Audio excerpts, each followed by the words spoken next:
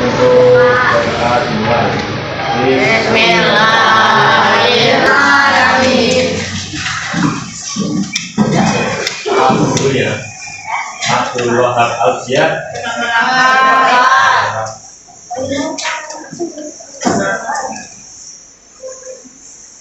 Ahmad Fateh Kausar. Ananda Dimas Prasetyo. Arif Makrodi.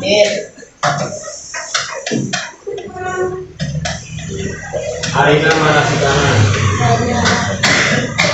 Atika Zahra Latifah.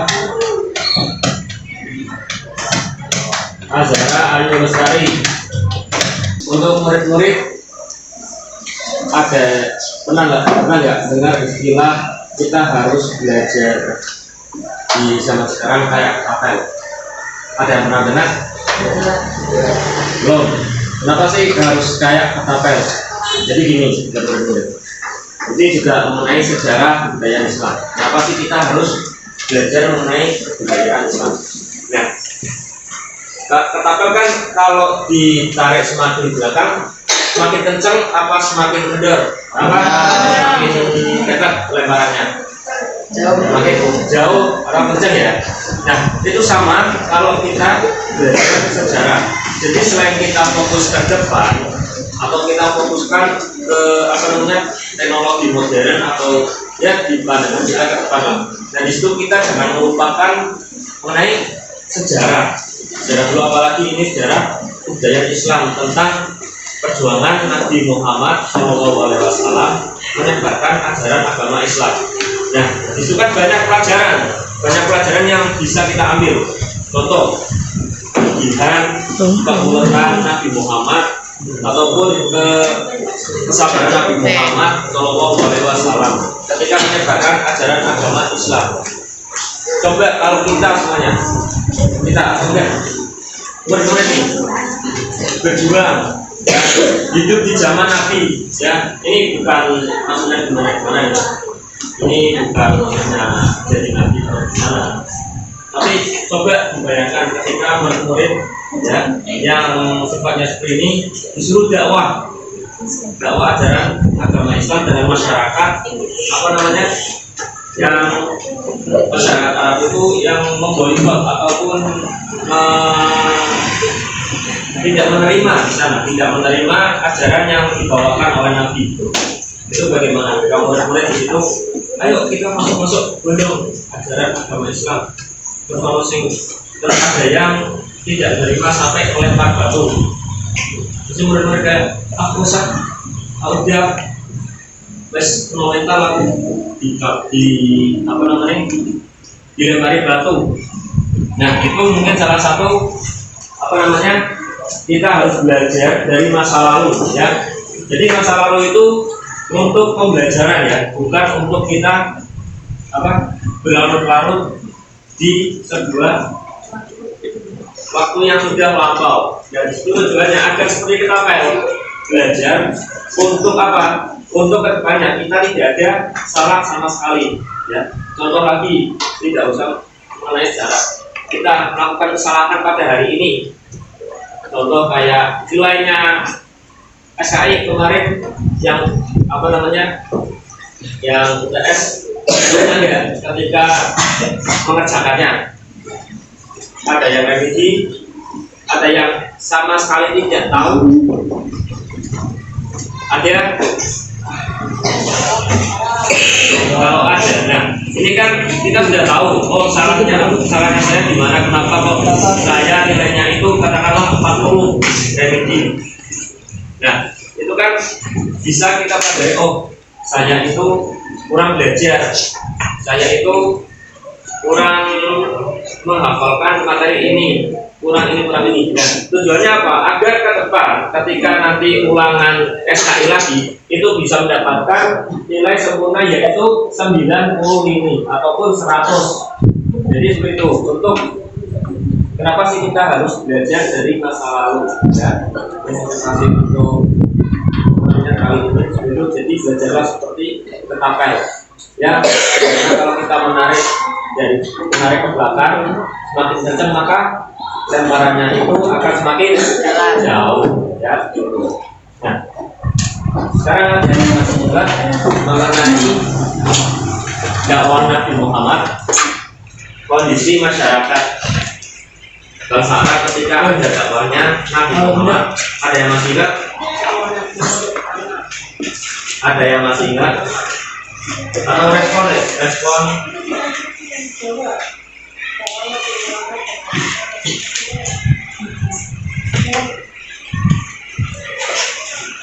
Respon dakwahnya, respon terhadap dakwah Nabi di masyarakat bangsa Arab. Ada yang masih ingat? Yang perempuan?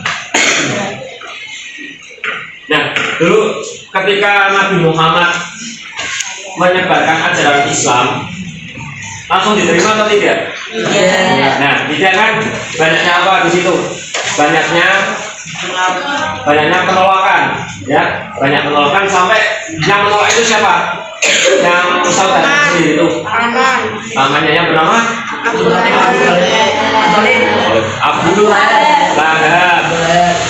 Lahab. Nah, itu responnya itu tidak apa namanya? Respon dakwahnya itu kurang baju.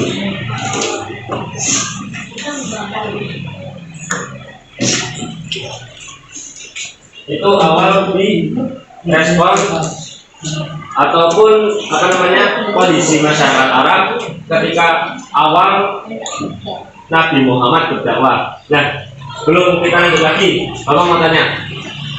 Pertama, apa namanya perintah Nabi Muhammad dakwah itu ketika umur berapa? 40 tahun. Di situ Nabi Muhammad akan menjadi Rasul, ya. Jadi umur 40 tahun itu Nabi Muhammad mendapatkan wahyu di sana, ya, mendapatkan wahyu sekaligus menjadi Rasul. Nah, di situ disuruh berdakwah. Dan mendapatkan wahyu itu di mana itu? Ya. Nah, berapa? Tanggalnya 17 Ramadan 13 Ramadan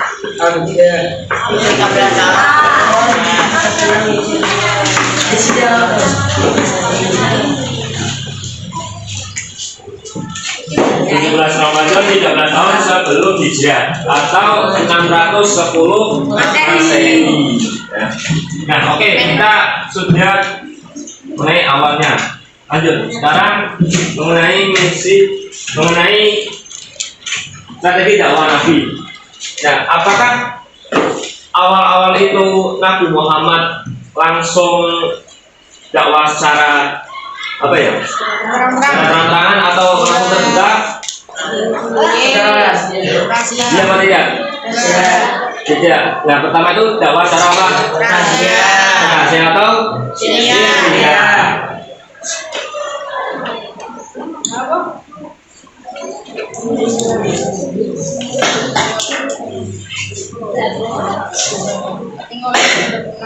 Nah, di sini dakwah dulu secara Syria, ya. Kenapa dakwah secara Syria? Kenapa? Karena ini Satu. Apa? Jelas. Jelas. Ada lagi.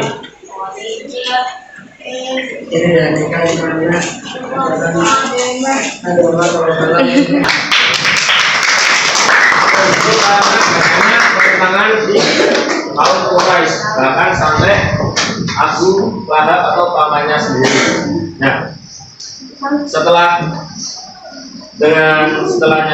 berjalan di Syria, ya, dakwah atau secara sembunyi-sembunyi. Lama kelamaan di situ banyaknya pengikut ataupun yang ikut ajaran Nabi Muhammad SAW. Dan dengan tambahan banyak anggota ataupun banyak yang ikut ajaran Nabi, di situ sudah mulai dengan dakwah secara apa? Terang-terangan atau dakwah jahar.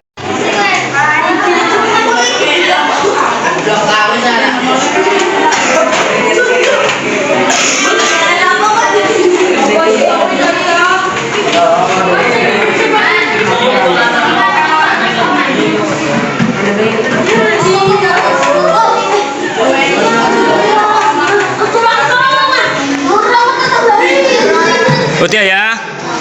Udah ya? Udah ya, udah. Sebisanya saja nggak apa-apa. Oh. Atau enggak mau bawa LKS, maksudnya bawa LKS buat yang sudah digaris-garisi, tapi nggak boleh apa namanya? Nggak boleh menjelaskannya secara jelas seperti yang ada di LKS. Yang digaris-garisi nanti dijelaskan atau diomongkan di depan. Nah, ini yang mau terangin dulu siapa? Kelompok berapa? Ini maju semua. Ya, kelompok 3, tetap di tempat aja. Kelompok 3 mau itu, Pak. Orang kayak kan udah, oh. Iya kan, udah kan? Hah? Suara kaiki, wes Pak entek soalnya jame. Oke. Halo, halo, halo, halo, halo teman-teman. Ini silahkan bisa dilihat ya di kelompok 3. Kelompok 3 mau jelasin ya yang sudah diresum ya. Silakan hadapnya ke kelompok 3 semua. Silakan bisa hadap ke kelompok 3. Ayo. Fatih, siapa? 2. Ulangi Fatih, ulangi Fatih, ulangi. Ulangi Fatih, ulangi Fatih. Deh, didengerin nah, didengerin nah, didengerin, didengerin, ayo didengerin. Nabi Muhammad SAW terus untuk memberikan sekalian kepada Umi dan seterusnya sebagaimana dijelaskan dalam hadis riwayat At-Tirmidzi yang artinya orang-orang yang memiliki sifat kasih akan mendapatkan sayang Allah yang Maha Pengasih. Sifat sayang Nabi Muhammad SAW didekatkan kepada bersama tumbuhan, hewan, serta alam sekitar. Beliau tidak menuntut perilaku merusak pada semua makhluk Allah SWT. Berikut 1. Kasih sayang Nabi Muhammad SAW untuk sesama.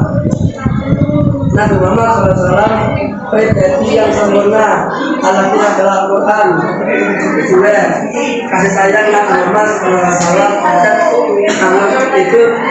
Kasih sayang Nabi Muhammad SAW tidak hanya sebatas dasarnya manusia, tetapi juga kepada hewan. 3. Kasih sayang Nabi Muhammad SAW terhadap alam. Oke Fatih, sudah Fatih, terima kasih. Ayo tepuk tangannya buat kelompok 3. Tepuk tangannya buat kelompok 3. Ya, oke. Tadi bisa dipahami ya kalau Nabi Muhammad sebagai apa namanya pembawa rahmat bagi seluruh umat atau bagi seluruh alam itu tidak hanya ke manusia saja, makhluk hidupnya tidak hanya ke manusia saja, tapi juga di hewan dan tumbuhan, di mana Nabi Muhammad tidak mau merusak seperti kayak hewan ataupun tumbuhan-tumbuhan yang ada di jalan.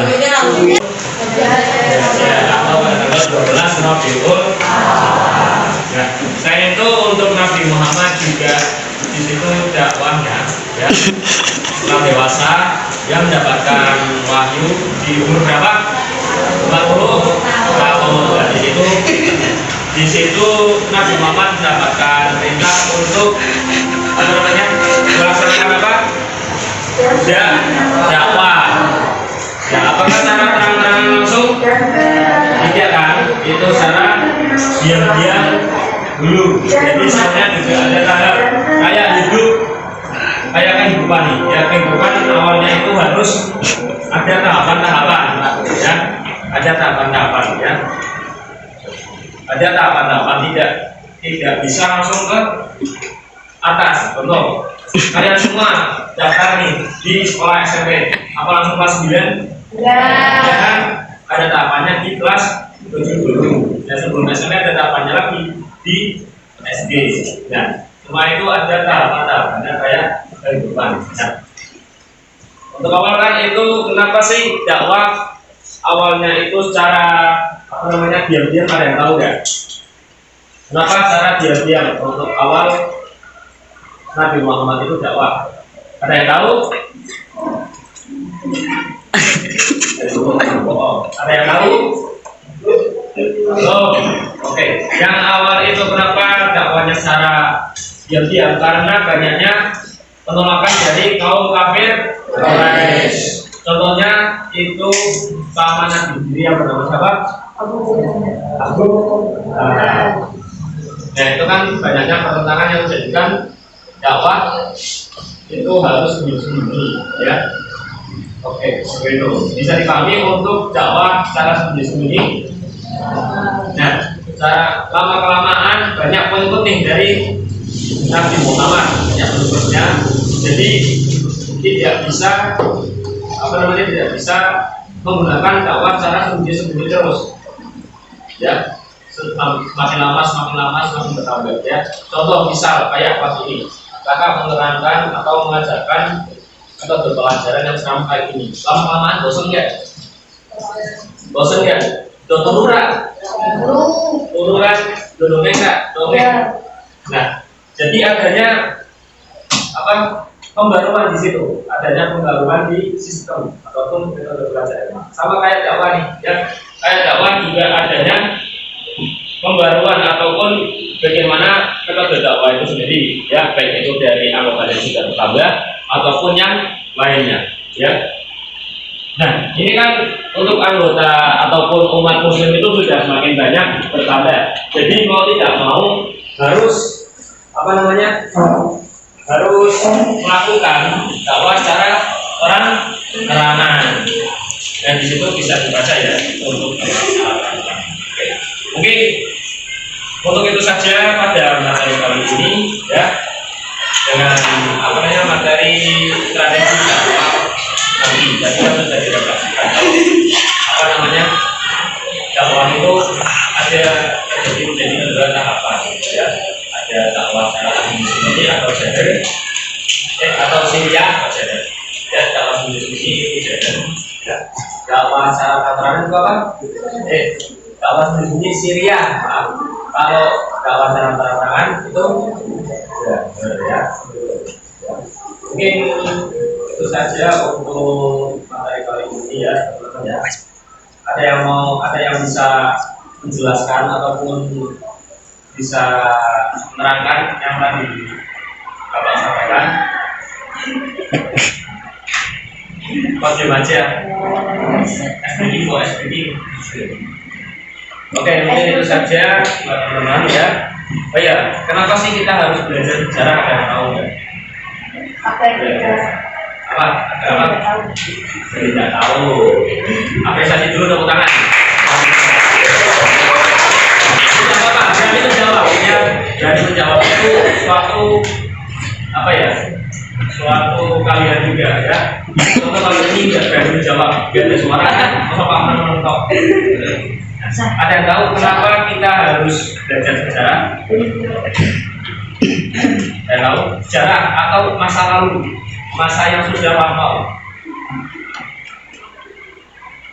Nah, contoh anak-anak ini loh. Satu. Jadi terus sekarang, jadi terus soal mereka jadi terus. Berarti kosong. Jadi terus satu ya. Jadi terus. Katakanlah 50. Oh, 50. Atau di atau enggak kurang dari KKM-nya berapa sih nih? 70. Katakanlah 69 guys, 69,9. Katakanlah nilainya segitu. Terus teman-teman dengan melihat nilai segitu, apakah sudah puas atau tidak? Tidak puas. Kalau tidak puas, dan belum puas, ini caranya dari pengaruhannya orang. Kalau gimana kita belajar dia terus apalagi Lebih rajin, ya. Dan lain-lain, ya. Nah itu kita belajar dari masa lampau, ya belajar dari masa lampau atau nilai dari 9,9 tersebut, ya. Nah itu sama kayak sejarah. Ya, jadi kenapa sih kita harus belajar sejarah? Agar kita tidak mengulangi kesalahan yang sama di masa lalu, dan kita mengambil apa yang bagus di masa lalu untuk diterapkan di